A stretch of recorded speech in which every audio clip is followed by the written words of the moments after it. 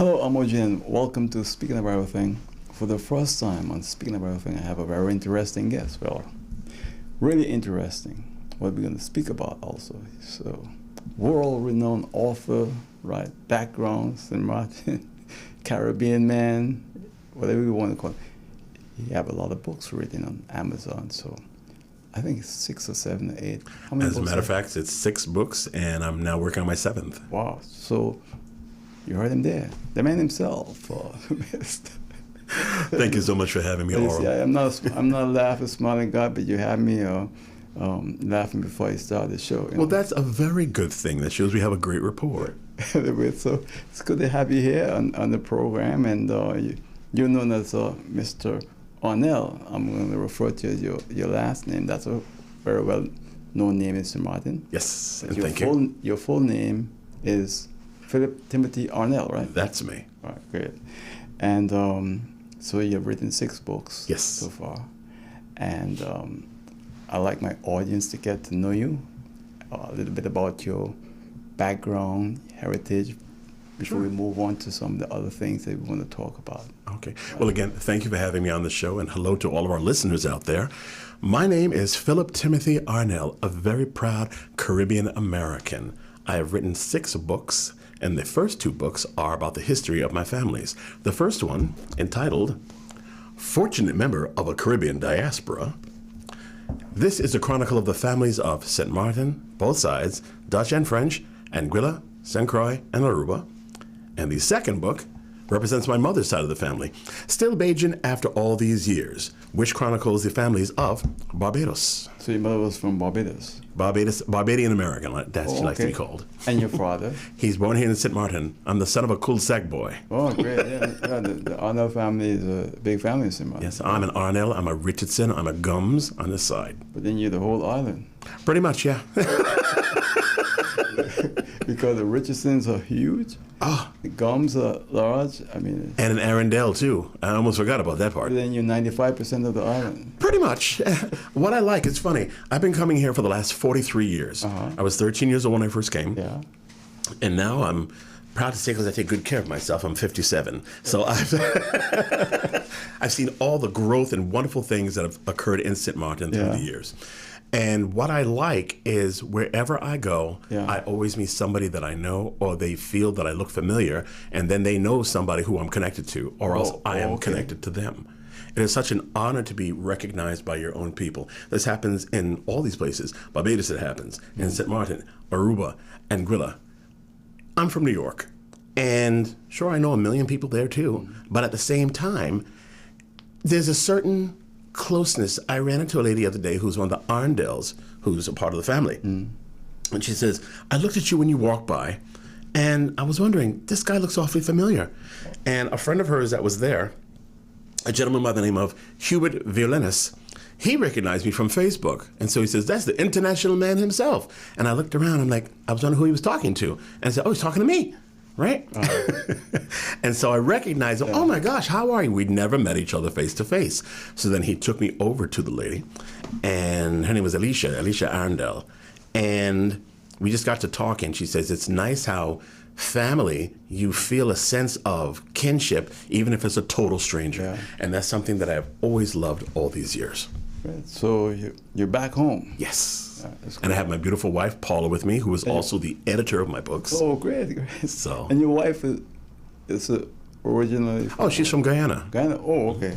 They have a lot of Guyanese in St. Martin now. Oh, yes, through the years, I've seen how the population has grown. Yeah. I mean, a lot of friends. She has even had a few of her classmates that have migrated here and got into local businesses and have flourished. You know, we have the second largest population outside of New York. Really?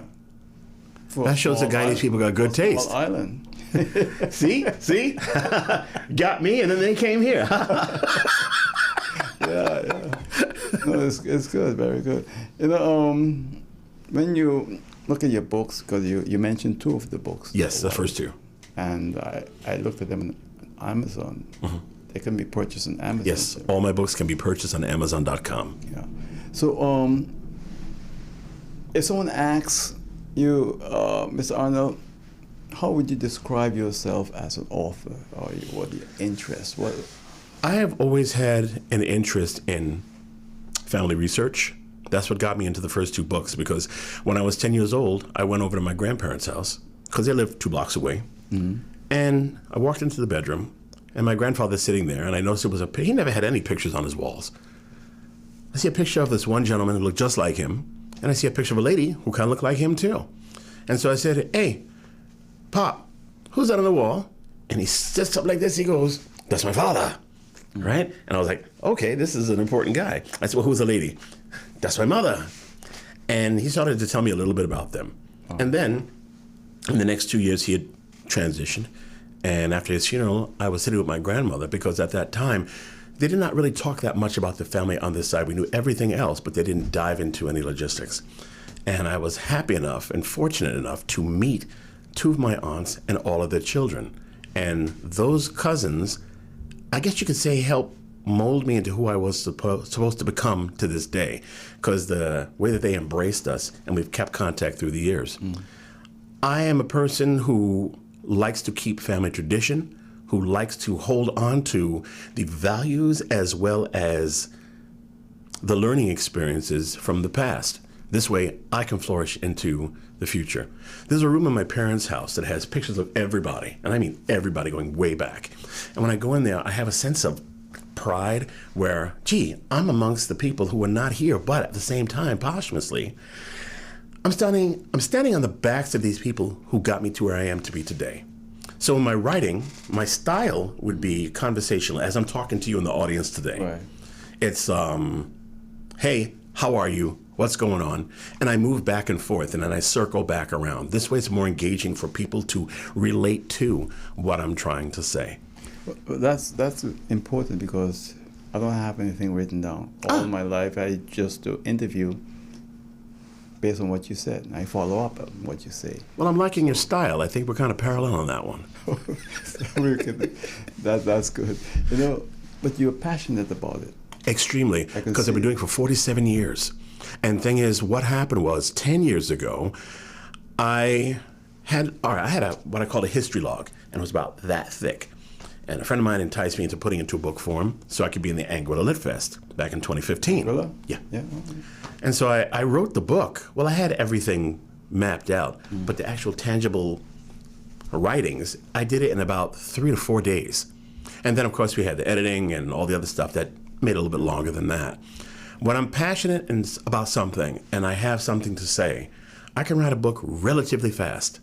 And there are times I've astonished myself, and so I said, wow, I wrote all this, and you'll be surprised where I do my writings.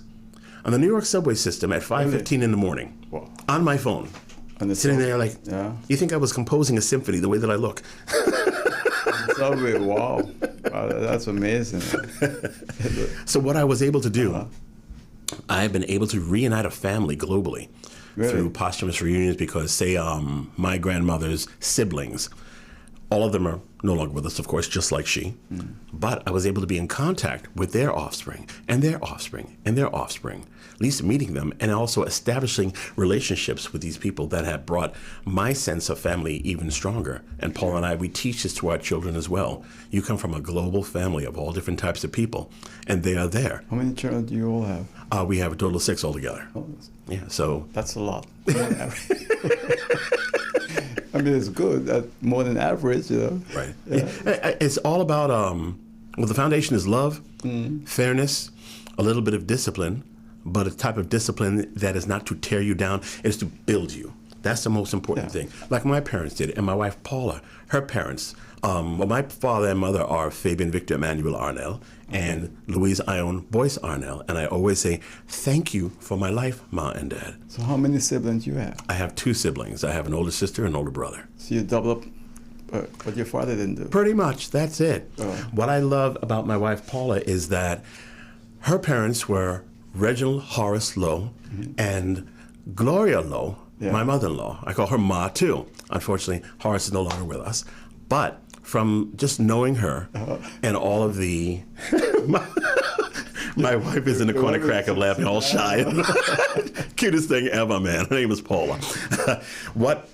My parents and her parents are parallel in terms of how they rear their children. Oh, okay. And I was very fortunate to find someone like that and marry them and go forward from there.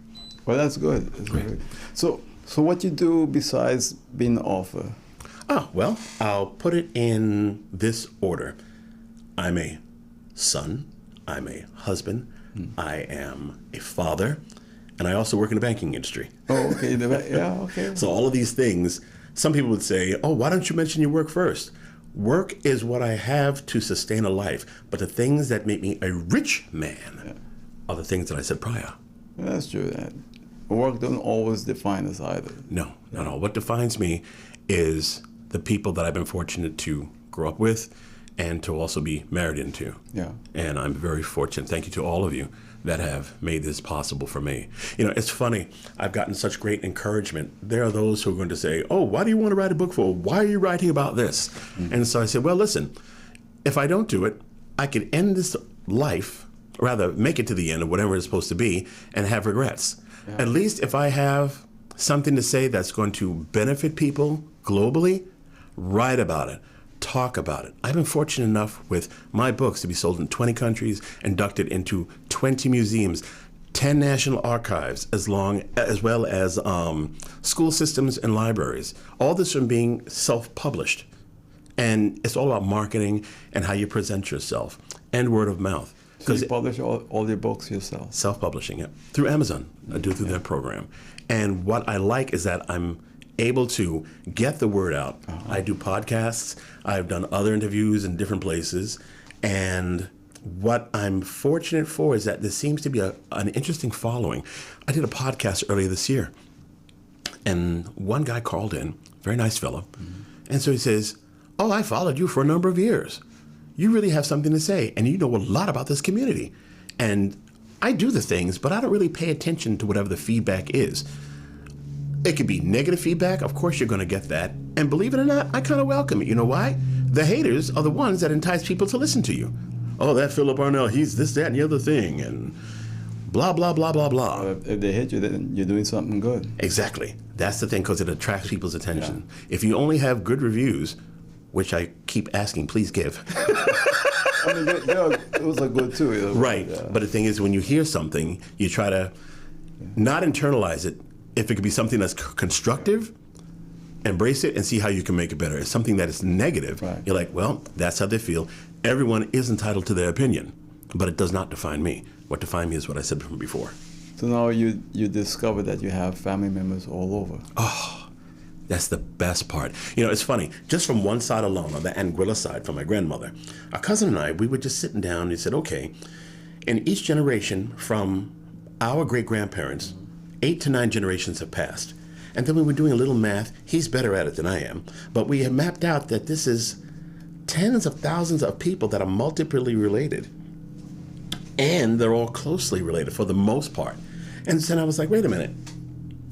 Now let me do the other side. I have a great-grandfather who was here, Joseph Emmanuel Richardson, and he had 67 children. That's amazing. And he put them all through school. And they all made something of themselves. And then they multiplied. And then they multiplied. So who knows? Just off the top of my head, I could be wrong, the math. I could be on or I could be off. Probably over 100,000 people that you're genetically connected to closely. Some are here, of course, and some are not. But the fact that we were able to give a rough estimate, most people don't think about that. And I think I'm pretty fortunate to say, I got bragging rights to this. Yeah. Of course, all the other 100,000 people in the family have it too, but... and sometimes it's so strange that you discover people that you didn't know were your family. Right, exactly. You know, it's funny, in my younger years, I met cousins by sheer happenstance in school. And then in the dating years, they have to be really careful. Because what I would do, I'm Caribbean American. I love the Caribbean culture. I've always resonated towards that. My wife is from Guyana. Right. Now, this is how my dating years would go. Hi, how are you? So, what's your name? Really? You're from there? Who's your mother? Who's your father? Who's your grandfather? There are times I've been to events and you see some nice young lady and, you know, speaking with them and so forth. Oh, well, that's my cousin over there. So you were doing that in New York? That happened in New York. It happened here. And the funny part is, oh, you're going to love this one.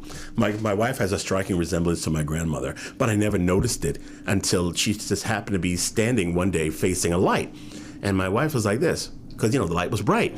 And I happened to have a picture of my grandmother that's in this book. And she's taking the picture in the sun, and she's like this too. And I'm like, hey, wait a minute, right? And so I did a little bit more research. My wife and I are not related at all. There's a possibility we could share some relatives because in 1840, they were transporting people from Anguilla into Demerara. So I've met some friends on Facebook that are actually from Guyana, but we share a gene pool line. Yeah. And it's like, wow, I wonder who it is that we are connected to in the family. It's a big country. It is. But a small population. It is. Yeah. It is a very small population. Compared to the size of the country, Right. Yeah. I think it's fascinating, all these things. Yeah. The only difference between my wife and my grandmother's eyes are blue, and my wife's eyes are a beautiful shade of brown. And I'm looking at you over there. You got a nice warming smile, you know that? I don't smile much, but you make me smile. I'm not the smiling type, but you make it.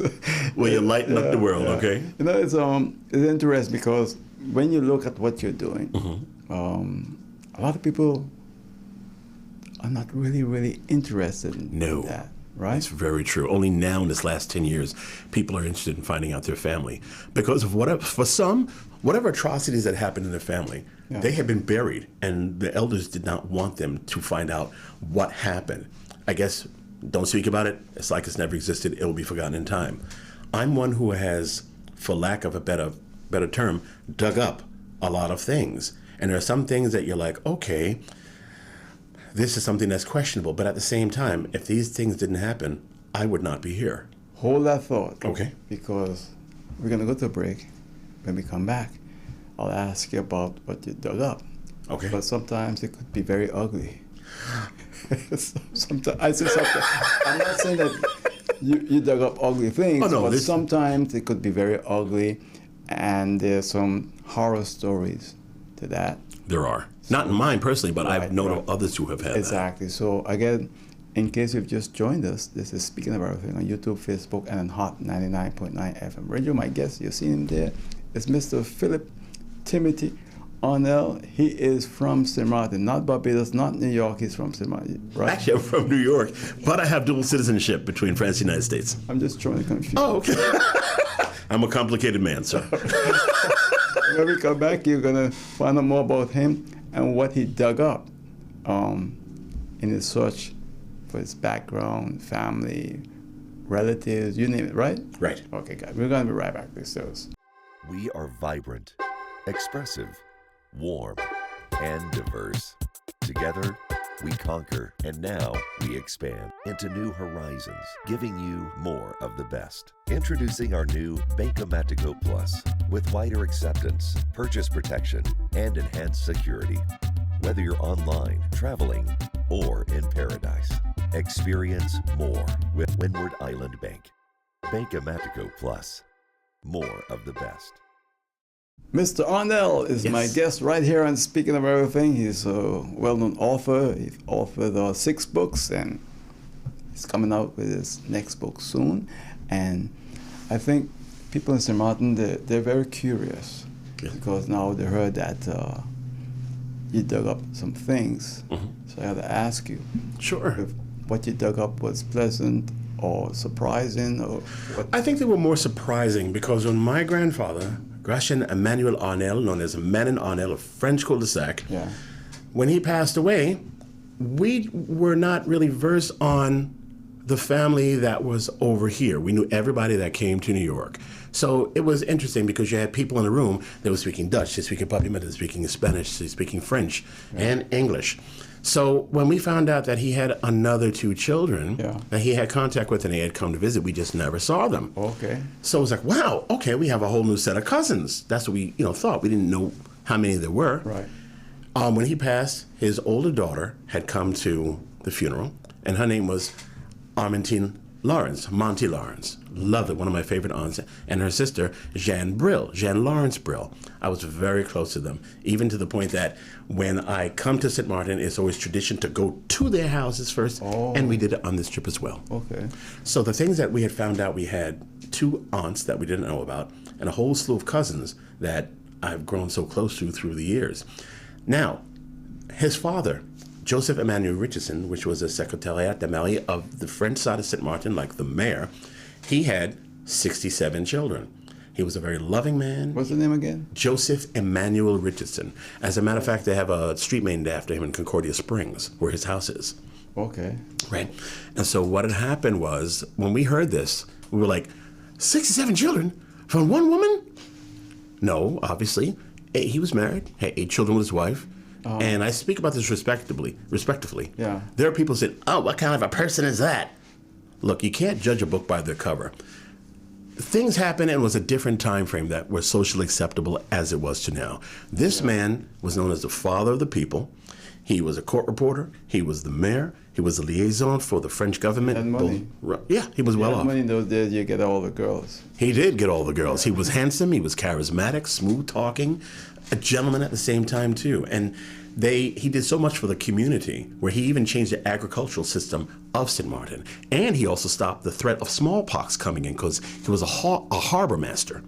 So when they came, we want to come in here and do whatever. No, you're not getting in here. Smallpox is not getting here and wiping out everybody. You ever heard of Alec the Butcher? Alec the Butcher? No, Alec the Butcher was also a Richardson. Really? I think they claimed that he had, 45 or 50 children. You know, it seemed to be a commonplace because they took like these Richardson guys who just spreading the seed. They went to agriculture all on their own. Look, there was another guy by the last name of Beaupertuis, and he had 140 children. That's what I heard.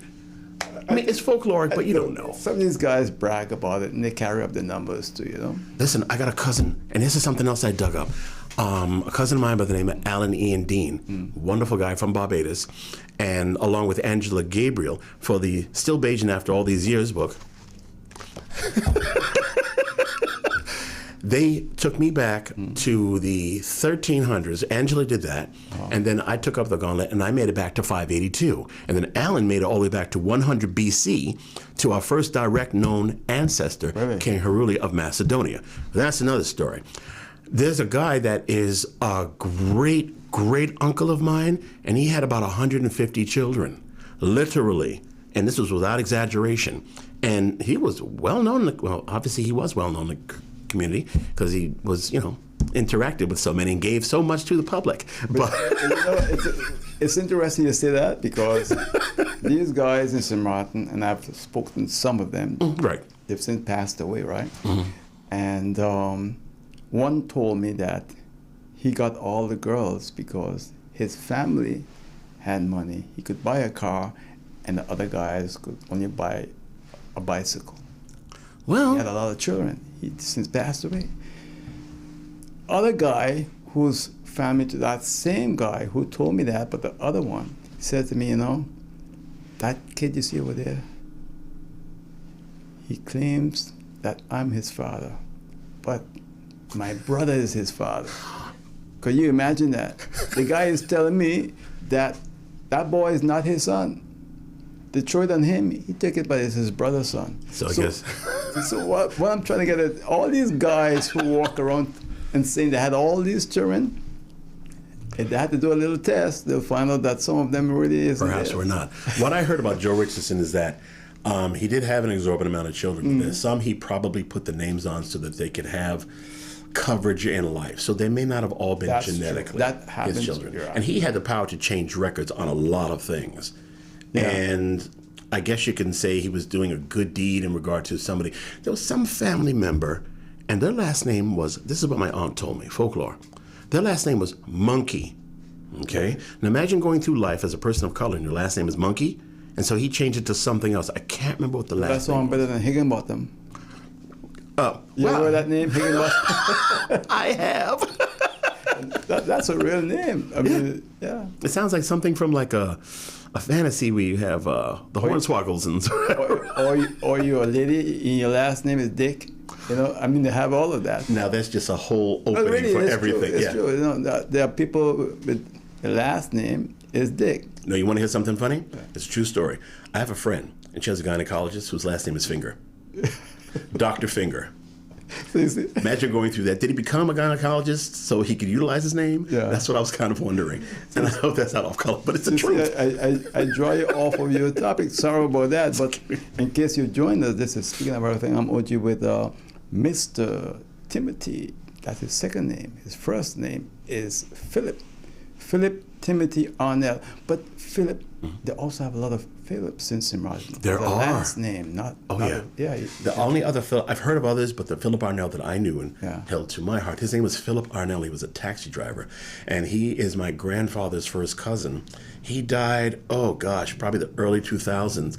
I was here. All right, he passed away, and I'd come. I didn't know he had passed, and I'm driving through French Quarter, and I hear on the radio, I'm like, driving, this is nice, passing Arnell Estates, and I see the sign, and I hear, Philip Arnell has been buried today. And I'm thinking, okay, so this is heaven. I must have been good in my life. All right, this is good. And I'm like, okay, obviously, that's Philip Arnell, who I knew as a kid. And there's a lot of families in St. Martin that have similar names. Yes. Like the Richardsons are huge. You find a lot of people with the same name, but a different date of birth. So how it is separated. You know, it's funny. When it comes to dates of birth, it depends on when they were acknowledged by the parent or not acknowledged by the parent. For some reason, there's a lot of records that don't have, and I learned this from Jordan Webster, who lives in St. Martin. He's a cousin of mine through the Anguilla side, an excellent records guy. He got me back to 1636 to my sixth great-grandfather, Abraham Howell, who was the first deputy governor of Anguilla. And he's the one that transported people over to Crab Island, which is now known as Vieques, 8 miles off of Puerto Rico. Right. Interesting historical facts, and surprises. Believe it or not, there are people who I have known had said, why are you digging up all this information? What relevance does it have? And so I said, look, we are people of color. We come from a multitude of different backgrounds. And what happens when it comes to people of color and people of multitudes of different backgrounds? Their culture gets lost. And they end up adapting to society of what society wants them to be. I wasn't born to be put in a box. The box will come when I'm dead. But the fact is, I will not allow myself or my wife or my children, or anyone close to me, to be put into a box for someone else's convenience. But remember before the break I told you about you can dig up and find some unpleasant things? A lot of people, I understand, sometimes go to check their family background, find out who they really are, and then they're surprised because they'll go do this test. The DNA test could be ancestry. 2 or 3 different companies now in the U.S. that does that. And then a crime was committed like 20 years ago, but they couldn't find any match. I've heard of that. And then all of a sudden now, this guy shows up as a match because he went to look for his family background. And then they connected with that crime that happened 20 years ago, and that's how they catch him. So some people now are very, very reluctant to do that. Because the thing is, when you dig into a past, you don't know what you're going to find. Yeah. For the average person, they're going to find out that they were perhaps from another line of people or extenuating circumstances. Like I know somebody who did it and found out that her father was not her father. And then I know somebody else who did it, and she was able to find her father because, how can I put this because we're on television? Her mother was engaged in procurement management, where she had a business transaction with an individual, and it was a one-time contract in which they never had connections or ties afterwards. And then there was a product that was produced, and that product grew up not knowing anything about that line until she took a DNA test, and she was able to locate her father, who had already transitioned, but locate his family.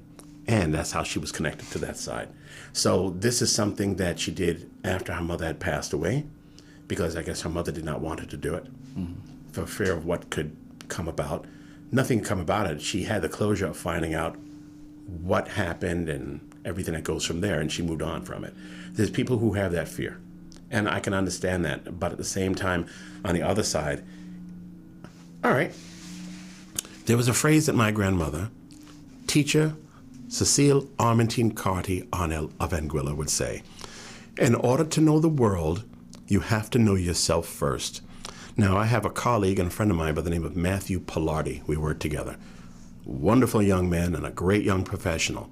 He happened to see a broadcast that I did in Aruba on a show called Nos Mainta, and he happened to adhere to that one phrase that I had just said now. And he says, I'm going to remember that, to the point where he has on his desk that phrase, a quote from my grandmother, who's been gone since 1996 and would have been 125 years old now. I pass by this all the time, and I'm thinking, wow, my grandmother's words are out there, and it resonated with someone, and that is such an honor. But Thank you, Matt. But when you look at what's happening in the world today, it's become a big business. It is. Indeed, it's a business. And it's a very competitive business at the same time, too. There are those who will cut corners. I've worked with 4 different types. 4 of them are great for finding records and medical information, but one specifically matched the dynamics of my family. Which are the ones that you work with? I've worked with Ancestry, 23andMe, mtDNA, and cryogenetics.com. Cryogenetics.com was the most thorough in terms of finding the genetic material that I wanted to find out where they came from, because they go back, 50 generations or more. They went back 76 generations from me. And the things that we found out, we were able to find out a lot of questions that we had not had answered through cryogenetics.com. And it's like, why does he look like this and why does he look like that? Genes are a funny thing. They don't expire. They don't become dormant. They are in you, but something else has to match with it in order to bring it out. And so we learned how you can start one place, and through migrations, that's how mixing happens. And in the most recent, say, 5 to 10 generations, you have this identity. But you also have another identity that migrated over and blended with everybody else. And it's fascinating things that you find out. So Ancestry is the most popular? That's the most popular because it has a records database. But in terms of genetic material, cryogenetics is by far superior. So I noticed that you're very fascinated with the mixing of the races. Yes, and cultures. I put it maybe I worded it wrongly. No, it was right, yeah. But you have a book where you mentioned mixology or something like that? Okay. That leads to I call it the mixed collection, because I'm working on book number 5. The first one I wrote, The MGM Perspective, a Guideline into the Mixed World, followed by, Life of a Dark Mixie. You got coffee in the cover there, right? I have coffee? Oh, yeah. As a matter of fact, my cousin Evan Lau designed this. Oh. Yes. And then we have, So, what's wrong with being mixed? Cover also designed by Mr. Evan Lau, a great graphic designer. And then the most recent one, Mixed Conceptions, that was designed by my cousin Catriona Lake in Anguilla. She does wonderful work. Evan does wonderful work. Guys, thank you very much. These books, okay. The next book is going to be called Mixology? Oh, no, the next one is going to be called, what is it? Just put your leg. Wait. Mix Stays Fixed.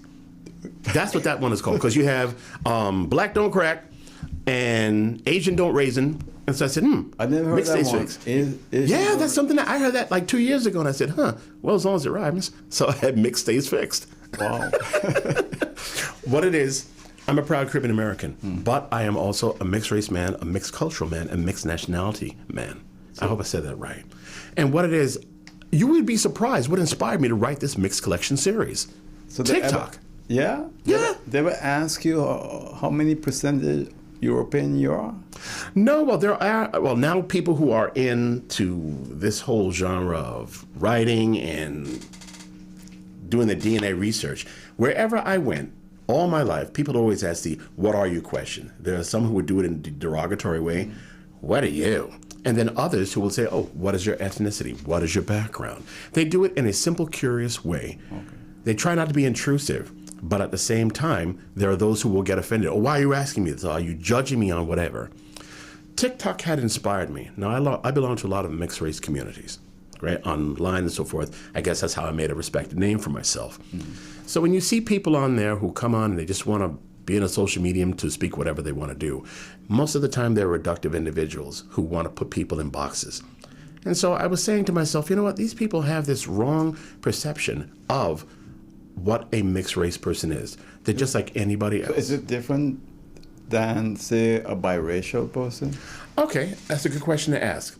I'm going to break that down. A biracial person, it could be any race. You have one parent that's one thing, one parent that's another. Right. They make a child, and then that child is a biracial child. Okay. Now, MGM, which stands for multi-generationally mixed race person, is a series of generations where there have been all mixed race people. For example, my family. It's different cultures and different races that got together and they made children. They're still mixed race person. There are those who are under the perception that if you have one black parent and one white parent, that you're just black, that's it. The one-drop rule theory. That was rescinded in 1967. Outlawed. Now, you have, say, a black and white couple, they each make a biracial child. They get together and they now have a child who is also mixed race, biracial, or whatever else that's thrown inside of there. And then that keeps happening to the generations. That is what happened in Caribbean. And at the same time, why we all have the same gene pool. But then it's kind of fascinating in a way, because I read a part where you said that a guy asked, aren't we all mixed? Right. And your response was? My response was, yes, due to migrations. There are differences between a distant admixture and also recent multiple mixes. The thing is, it's a phrase that I came up with. You take out one person from your genealogical ancestry, you do not exist. You could have 0.03 of Indonesia. You take out that person from however long it goes, you would not be here. If you have anything that you have in your background, embrace it. It may not be something that you follow, but it is indeed still a part of you. But I heard a guy asking a guy the other day, how many % are you European? I was kind of surprised. Oh, yes. Okay, right. All right. From my DNA background, okay, I'm 66% European, I'm 26% African, and the last part, the 8%, that's Amerindian. That comes here from St. Martin and from Anguilla. We were just having a conversation, and he says, because he was interested in doing this type of research, and so he says, well, what do you consider yourself? And so I said, again, I'm a mixed race person. I have a mixed culture. I have mixed nationality, because in dual citizenship. And so he says, oh, do you think you're better? No. It makes me who I am. I didn't make myself like this. I have to hang my hat up the same way, and I have to take care of myself to stay healthy the same way as anybody else. In my background, one does not go over the other. Because you take out one, I don't exist. Yes, there may be more of a percentage of one than the other, but it does not take away from any other part of that, because I will have a support and appreciation and a love for all of the things that make me who I am. The same thing with my wife. Yeah. Now, the bulk of my genetics is from Europe. The bulk of her genetics is Amerindian. She's from an area known as Pomeroon in Guyana by the Essequibo River. Yeah. Fascinating people. Dominica too, you know? Yes, Dominica. They have the Carib tribe that's there. My wife is an Arawak. And my mother-in-law, Gloria Lowe, and my father-in-law, when he was here, Mr. Reginald Horace Lowe, they spoke the native Arawak tongue. I met someone from Guyana, and there was a mix of Asian and Arawak. It's just quite interesting. Fascinating. Yeah. Because it's like that in this family as well, too. Because, all right, my father's definitive background, you have African, you have Irish, you have Scottish, English, Amerindian background, and Dutch, and as well French. It's all thrown in their genetic lines. Going further back, the bulk of my ancestry, because it's from your father's father's father's father's father, the bulk of them were Italian. So that means that they migrated through the generations, and what was in the last, say, 5 to 7, maybe 10 generations, we knew them as what we know here in the Caribbean. On my mother's side, who's from Barbados, the bulk of hers is just like my father. Both my parents, the bulk of their backgrounds are European. My mother's side is Spanish, Italian, English, African, and for going further back, they have from these other regions as well, too. Well, no, a guy was saying the other day that when you look at the Caribbean, some islands have more mix than others. It's true. Like the Dominican Republic. Aruba, Curacao, like that. When you look at Jamaica and so forth, it's just the opposite. Is that correct? It is to a degree. There are certain parts of Jamaica that are white, and it's mixed. But then there are those who would say the bulk of them are sub-Saharan African descent. And it's funny because no matter what, you could have the most beautiful phenotypical look of an African person and you could still have a lot of European ancestry in you. My grandfather, Manon, he had an Asian look to him. We were able to find out where that came from. Also a Middle Eastern background. I always get confused for being a Middle Eastern person or from being a North African from Egypt or from being a cross between black and Indian. And it's fine if someone confuses you for something else. But then when they ask you and they tell you and they keep harping on it, okay, well, this is what I am. Thank you for the compliment to saying that I look like all these other people, but this is who I am composed with. And then I'll throw in, remember, it is a mixed world that we live in. So you can have somebody from a region where there's nothing but MGM people for many generations, and they will resemble one another. But in terms of culture, nationality, there's something that's different. So now as an American, right, do you feel comfortable using the term Black American or African American? I will say comfortable. I will say that I was always instilled to be a very proud Caribbean American. Black American, African American culture is one of the greatest cultures in the world because it's helped mold and influence societies globally. I say this with the utmost respect, but it was not the culture that I'm from. It's not the culture that I was raised in. I was raised in this culture. I embrace that. And of course, you're going to take things from other cultures. We all adapt and adhere to things from African American community, from the Hispanic community, from the Asian community, because that's a melting pot world that we live in. And some people will get offended when I say something like that. Oh, you just don't want to be black. And so I said, no, if I did not want to be black, then I would say I was totally something else. When I say that I'm mixed, I'm embracing all of it. And if I'm also giving respect to those said cultures and ethnicities, please respect what I'm saying and understand when I say I have the admiration for them, but that does not mean that I'm one of them. Simple as that. They were saying that Obama was not the first mixed president. Eisenhower, they're saying, was. Really? Yeah, I had heard that his mother had an admixture of African. I heard the other one too. Wait, there was one more than him? Yeah, I heard Jefferson too, in a way. Well, I think he was... I don't believe it, but I heard that one day. I think he was into people of color, and I'll let your mind wander on that one. It's quite interesting to look at America today, huh? Yes. America's so fascinated with color, though. They've always been. You know why I say that?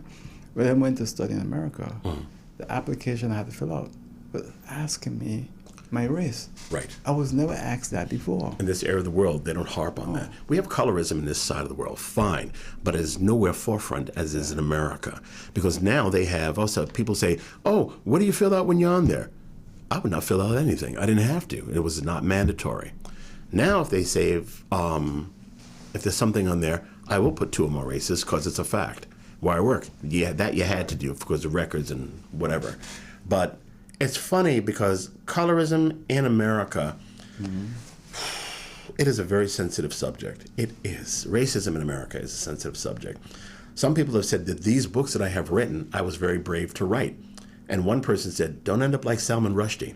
And so I said, all right, he wrote the Satanic Verses back in the late 80s. But they're not offensive. No, not at all. But there are those who have taken offense to them because reductive thinking that was instilled in them by society, other people's experiences, even their own family, their experiences.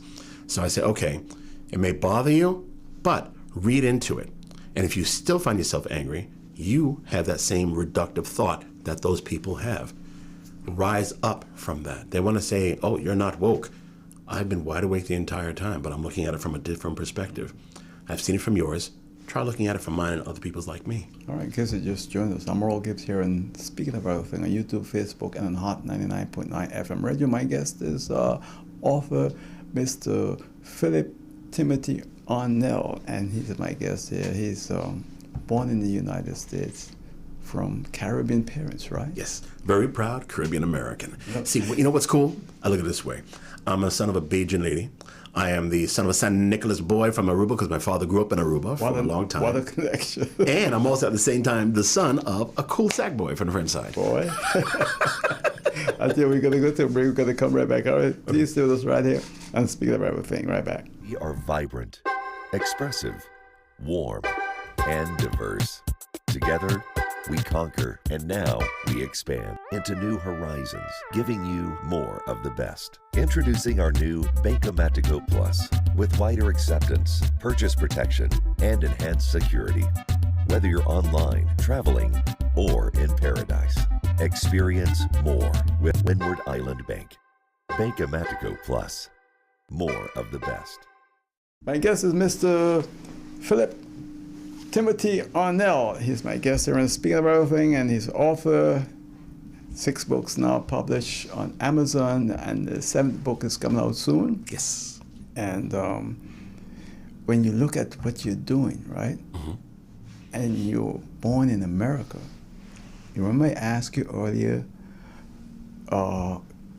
what you feel comfortable with in terms of, say, Black American identity, or African American, right?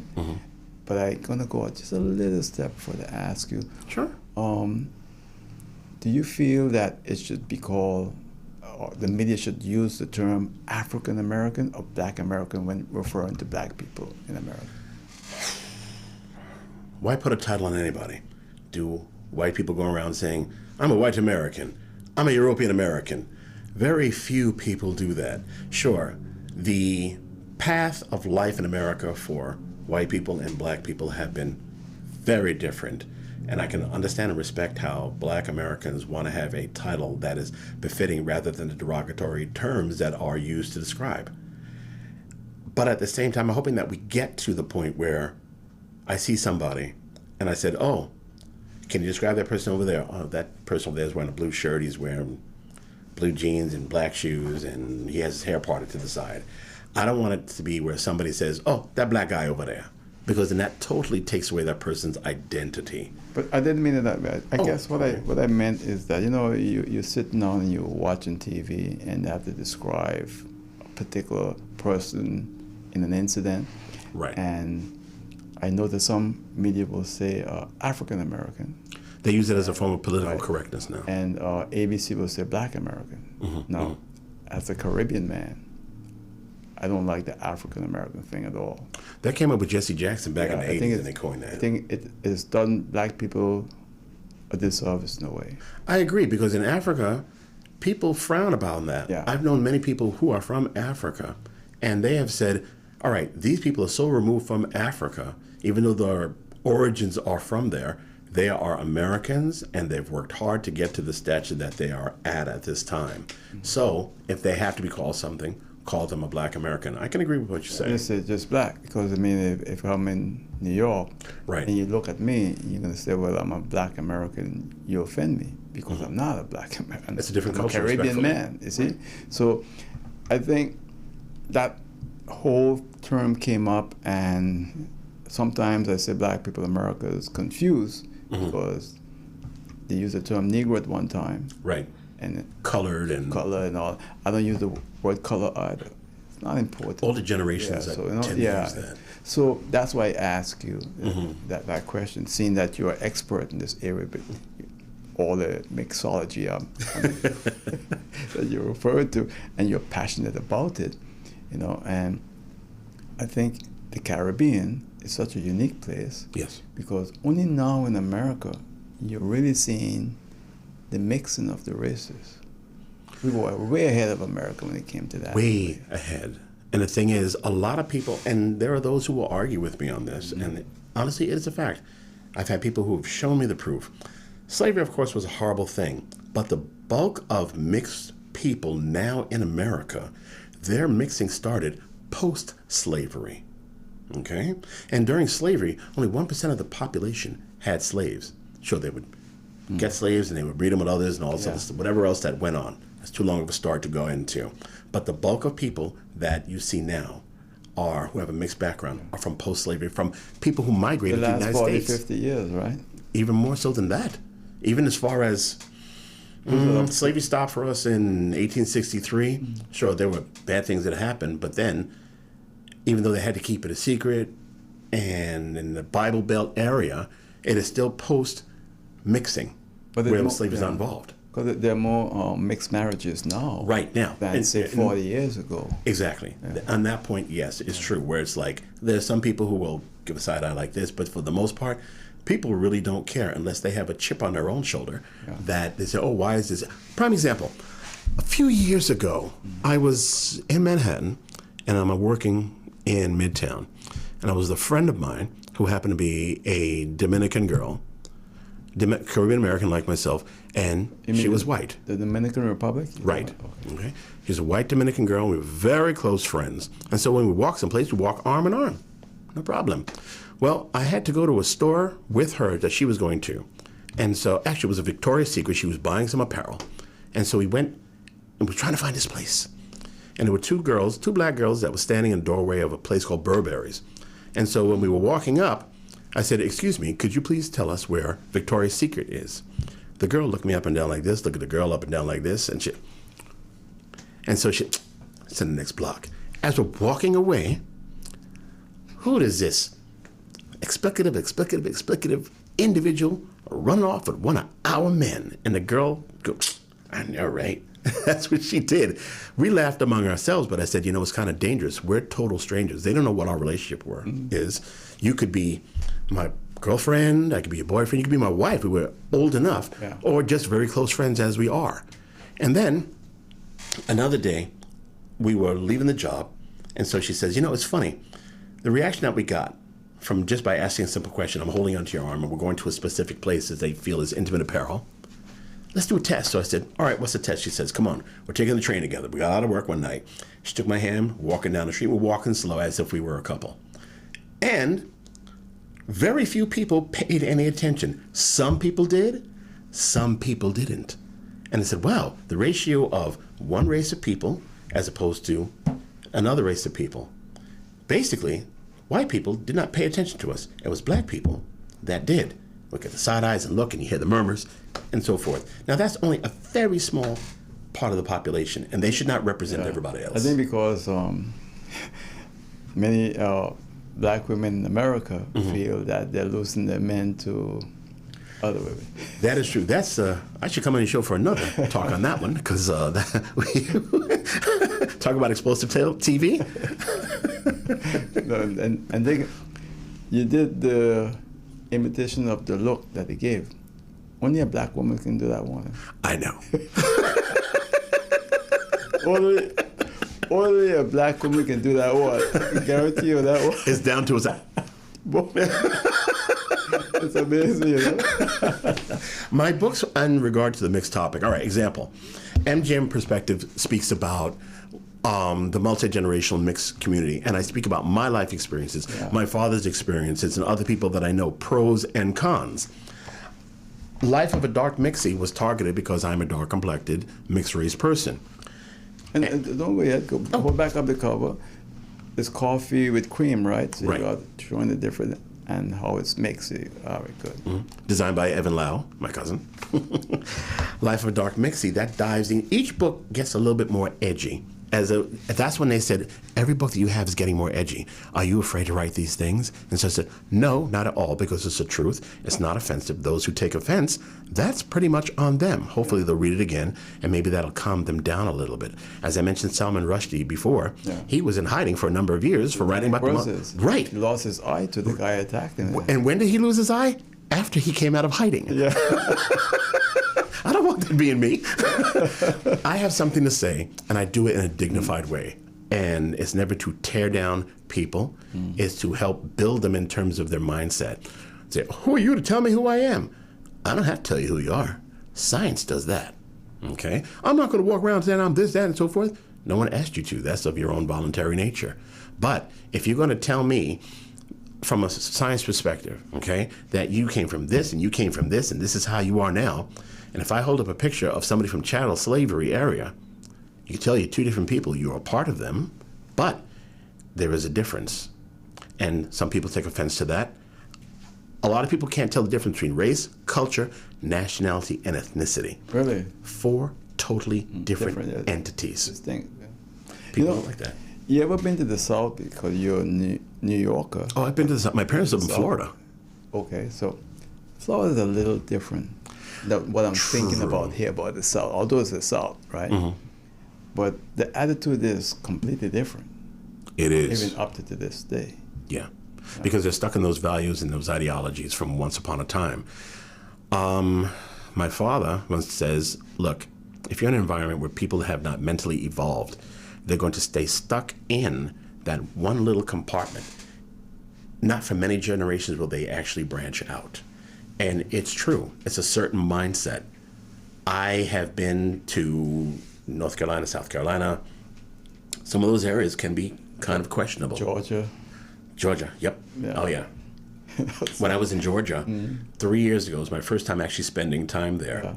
I went for a wedding reception, well, actually a 45th wedding anniversary. And I stayed at a hotel, and I saw a black gentleman with a white lady walking along. The car passes by, honk, honk, hey you, explicative.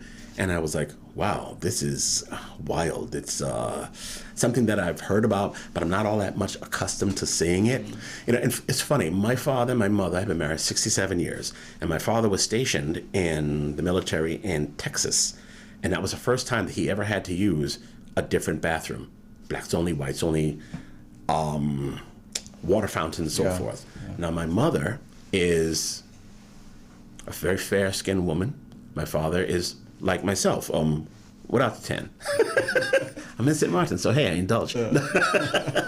But in Texas, it's hot like here, even hotter. Yeah. They were already married. She came to visit him there. They went to a hotel, and the hotel that they were going to stay in for the matter of days refused them because of how my father looked. Yeah. And so he says, that's the first time I ever experienced something like this. But New York is so different, huh? Right. New York was completely different. You walk in and you could be dressed in a clown's costume with a presidential hat and still get in there with a woman. What part of the city you grew up in, New York? I'm from Queens, New York, and I work in Manhattan. Okay. That's where Eddie Murphy went to find his queen, right? As a matter of fact, that's on Queens Boulevard. And I always say to Paula, what used to be McDonald's, that used to be McDowell's in the movie. So. Yeah. So, and you still live in Queens? Still live in Queens. Yeah. There was a period of time I lived in Guadeloupe on and off for 4 years. And I came back home, and living in Guadeloupe, in terms of race relations, they have a very strong East Asian background. You mean Guadeloupe? French West Indies. Yeah, well, you was there? I was there, yeah. What you was doing there? Well, actually, I started my own business. It was an English conversations course. Oh, okay. And I was going to continue that, while having a promotional events business. Oh. Okay. And it was time to move forward because, I was getting up in age. Yeah. And I came back and I met that beautiful lady over there. Got lucky. In Guadeloupe? No. I met her online, as a matter of fact, okay. while I was in Guadeloupe. Yeah? Yeah. Wow. And you stayed in Guadeloupe for 4 years? On and off. I was between New York and Guadeloupe. Yeah. You liked it there? It was a wonderful place to be. But just because it's a wonderful place to be doesn't mean that you should be living there. I like how you put it. Yeah, I think that's the best way to... Yeah, it's changed over the years now. It's much better now. Years ago when I went to Guadeloupe, I didn't like it. I found that we're not all that friendly. No, but they're much better now. Well, this is now like 20 years ago that I was there. You go back now, you'll be surprised. Really? Really, it's really... a beautiful country, because it's funny. I'm used to the St. Martin mentality. Say like I meet you on Front Street. I can meet you up by Great Bay Hotel, and we'll walk in the same generation. We get all the way down by Bobby's Marina. By the time you and I get down to Bobby's Marina, we've exchanged numbers and said, listen, my house this weekend for dinner, and then you would say, okay, my house the following weekend for dinner. That's what I'm accustomed to. When I lived there, stop saying hello to everybody. They're going to think that you're crazy. And English was not widely spoken. Yeah. I had a limited amount of French, but I was able to get by as I got better at it. But, I find that St. Martin is the friendly island. So is Anguilla. Just give me a hail, and that's it. And we can converse. We can know each other for years, not know each other's names. Yeah. But at the same time, somehow we're going to end up at somebody's house for dinner. But if you go back to Guadeloupe now, you'll see that the island and the people are... Really? Much better. Yeah, really. This is something that is nice to know. Martinique was always different than Guadeloupe. I was there one time. I was on a tour for a cruise. All we saw was just the volcanic remains of that prison, and we really didn't meet anybody. It was a beautiful island. Yeah, that's what I heard, yeah. Yeah, indeed it was. One of my favorite islands in the Caribbean. Really nice, yeah. People are friendly.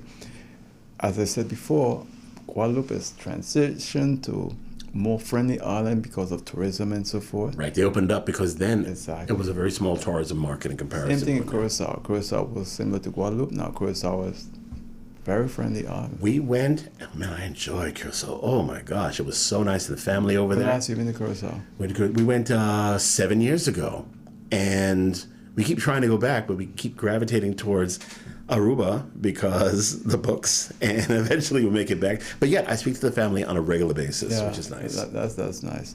So your next book is coming out soon?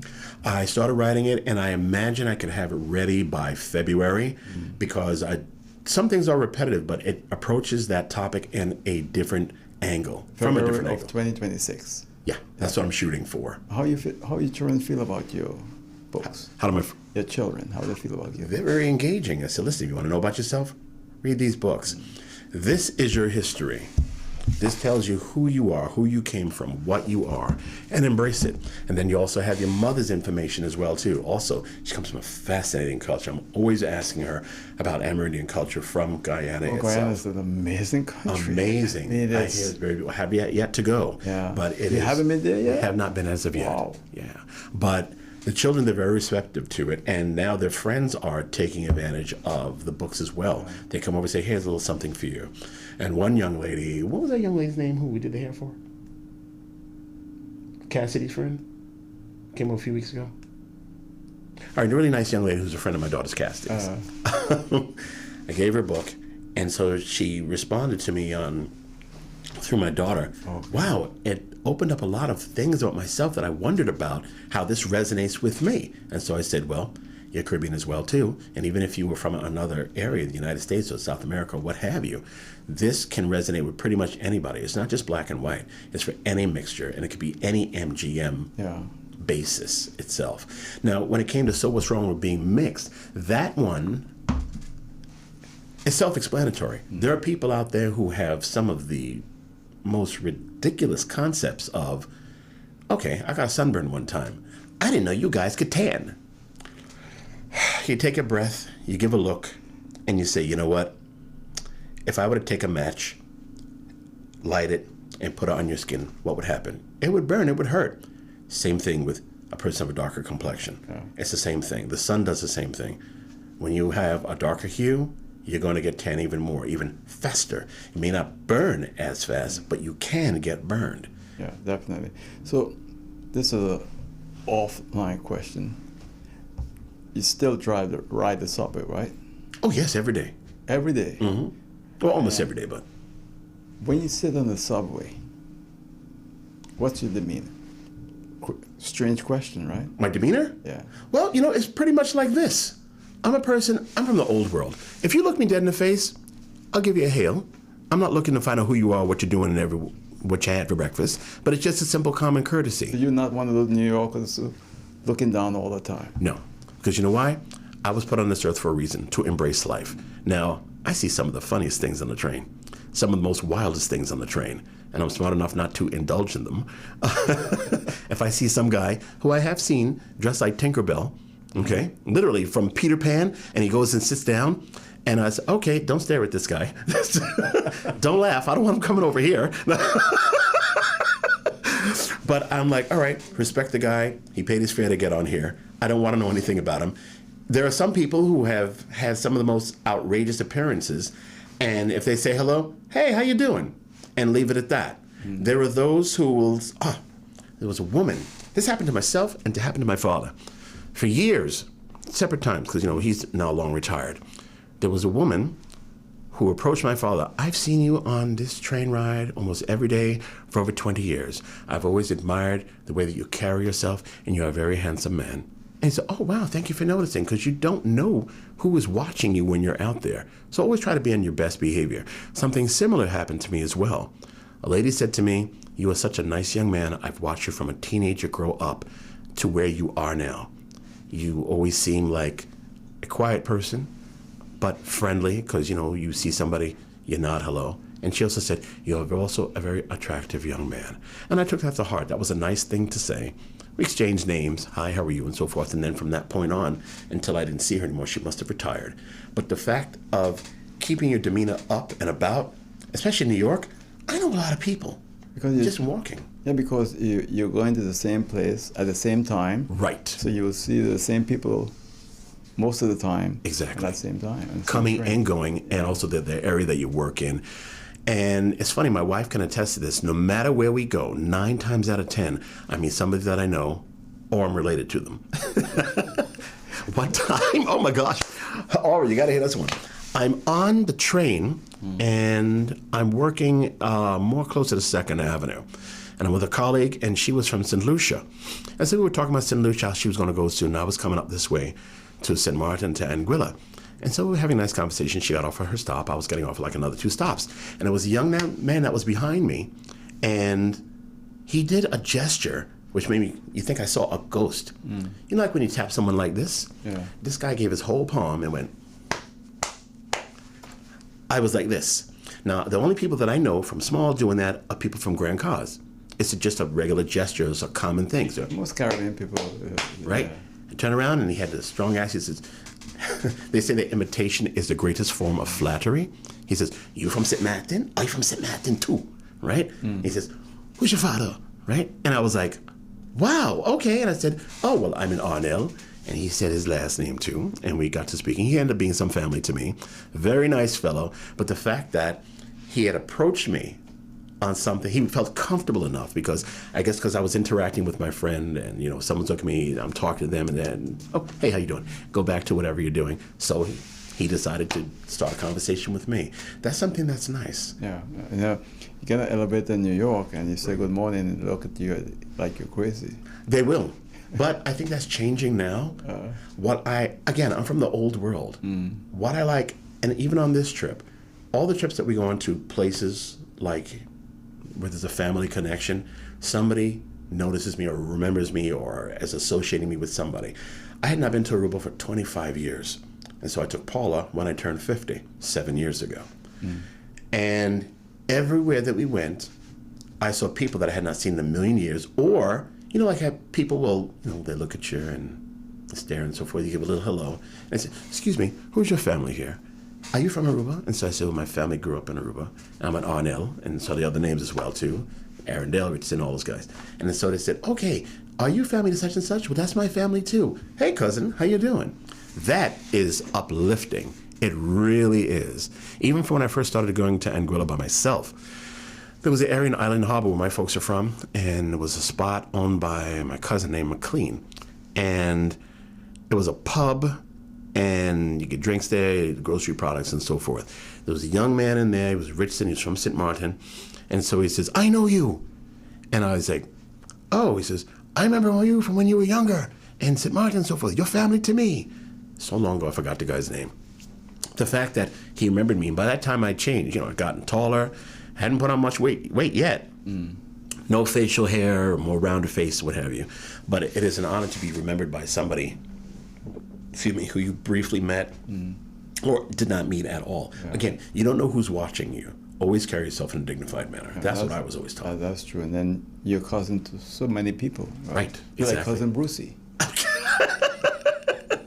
I'm a cousin of many, many dozens. No, this guy in New York when I was living there. Bruce Morrow. Yep. And Cousin Brucey. Radio show. Yep. Cousin Bruce. Yeah, Bruce Morrow, Cousin Brucey, yeah. I used to listen to him every day. Shock Jock Television. Him and Howard Stern. Yes. Yeah, I remember all that stuff. Yeah, and also Dan Ingram was also on the ABC. Yeah, I remember all those names. Well, I grew up in the performing arts. So from the age of 2 until 25, I was in the media. I was on television doing commercials, voiceover work, films. So all of this stuff that like we're doing today is second place because I grew up doing it. I was surprised when you was able to recognize the names I called off. Oh, yeah, because let me see. I started when I was 2 years old, and I was a semi-regular on a television show called Sesame Street. Oh, okay. It was a global show. Right. And from that point on, I was doing commercials in between and doing films. And for ABC Television, I helped win an Emmy for 1981 for a public service announcement called Dr. Henry's Emergency Lessons for People. So my voice was in the background as one of the main characters who screamed, Dr. Henry! Well, we watched the Daytime Emmy Awards that year, and my mother was so proud that they said my name on there that she took me up to the director or the producer's office, and they let me hold the award. My mother and father are phenomenal people, married 67 years. I never realized the magnitude of charisma and experience that my mother has, because my mother was able to score a one-on-one interview for, at the time, a 10-year-old with the #1 television producer in America, Norman Lear. Oh yeah, well, she got great, very nice man. She got me an interview when I'm 10 years old. Wow. My mother is a former banking official, and she stopped working when I was born, and did other things. She did teaching, and she was a corporate travel agent, all that stuff like that. But she was also a homemaker. So imagine a homemaker. Somehow she was able to finagle an interview with Norman Lear, and then get me into an interview that he referred me to with Jane Murray, who was the main casting director for All in the Family, for Mary Hartman, Good Times, The Jeffersons. Really? Right. My mother did that. Hemsley, he was on this show, Hemsley. Yes. He was on this show. Wait, Norman Lear? No, Wait. Hemsley. Sherman Hemsley? This show. Really? My guest on this show. I hear he was the coolest guy ever. Yeah, very good, nice guy. Oh, Just wow. walks into the studio, sit down, said, "Let's go." Had a great interview with him. Yeah. Wow. Real nice guy. What happened, how I realized this is a few years ago, they had a tribute to Norman Lear. At the time, he had turned 100 years old. And they reenacted scenes or episodes from The Jeffersons and All in the Family. And so I'm sitting there, and I'm like, wait a minute. I've seen him through the years, and I met with him. He had his white hat on and everything. And I called Ma. Oh, that's my mother, obviously. And so I said, Ma, thank you. And I'm getting, I'm feeling it right now. She says, for what? And so I said, what you've done for me all my life, you and Dad. But the fact that you got me an interview with Norman Lear, and I'm 10 years old, and she says, oh, yeah, okay. That was just something I did. My mother's accent is funny. Yeah. They say imitation is the greatest form of praise. Now, a lot of people ask me where I'm from. They say, you have an accent. And I use my father's thing. I say, I don't have an accent. Everybody else has an accent. My father, being born here, growing up in a Dutch department, or Dutch territory rather, and having a British influenced mother from Anguilla, his accent is a cross between Dutch, French, and British. My mother, who is a Barbadian background, she grew up in Brooklyn. Really? Yeah. And I always say this, and she always smirks to herself, but it's true. You lost that Barbadian accent? Well, she kind of has. We'll get her mad. No. But this, all right, you know who my mother sounds like? My mother sounds like a cross between Robert De Niro, Jerry Lewis, and Bugs Bunny, but with a Bajan tinge at the end. So she'll go like this. What a connection. This is exactly how it sounds. Oral, how you doing? Good. Nice to see you. How's your mother? Okay, hey, you're dating this girl? Look, she's a nice girl, but watch these girls out there. New York Jewish accent. Big time. Big time, because she grew up in a Jewish Italian neighborhood. Yeah, I mentioned. Right. And then if somebody says, hey, Mrs. Arnell, how you doing? Oh, fine, thanks. Wow. So you get one side accent, and you have another side accent, and then I guess you come up with this. Yeah. Well, the way they spoke with us, they wanted to have a non-regional accent. This way, okay. I guess because when you're in performing arts, you don't want to have something that is so much from the area that you're from. You want to be able to navigate through different roles where you can perhaps imitate or emulate one way or the other. So something that's straight across the board. Yeah. And I can appreciate that. My brother and my sister, they have different speech patterns. I guess it's because of who we associated with. They're both well-spoken. My brother always sounds like he's going to do the news. This just in. It's funny because even when you have the three of us all together, all five of us all together, we sound the same, but everybody sounds a little bit different. And I think that's very unique at the same time, too. Well, it was a pleasure having you on the show. Oh, it's a pleasure to be here. And you make me go overtime. Can you imagine that? We went overtime, man. What did I tell you before we started this? Yeah. We were acquaintances up until I came to the door. You and I are now starting a very long friendship, me, you, and Paula. And I thank you for this opportunity. I want to say a special thank you to my cousin Frank Watson, who lives here. He's from my Barbados side of the family. And many, many years ago, when he first came to Cimarron, he was working at a cellar company. Wow, Frank is a wonderful guy. Good guy. We have the same great-grandfather, and he's into genealogy as well, and so he's the one who turned me on to you, and I thank you, Frank, for this. So I should get him on the show next time. Then. I think you should. You're going to let him know?